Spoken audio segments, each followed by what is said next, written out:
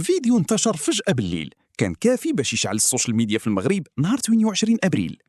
هاشتاغ أكادير لا للتطبيع تصدر تريند وكل شي كيسول شنو واقع في كورنيش أكادير.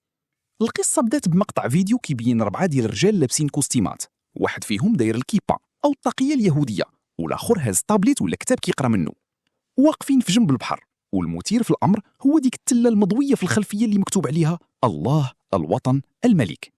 هذا التفصيل بوحدو عطى المشهد واحد البعد آخر.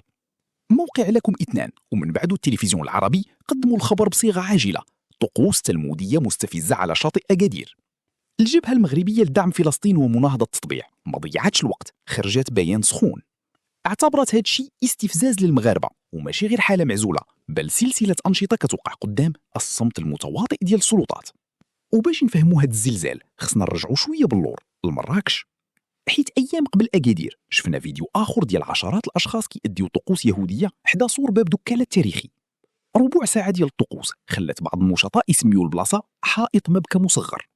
الساكن احتجت، واليوم اللي موراه شي شباب جابوا الماء والصابون وبداو يغسلوا البلاصة، زعما بحال إلا طاحت ليهم شي حاجة تما وبغاو يسيقوها كرسالة باللي هادشي تدنيس. هذا الربط بين مراكش وأكادير هو اللي خلى الهاشتاغ ياخذ صبغة وطنية وما بقاش مجرد حدث محلي.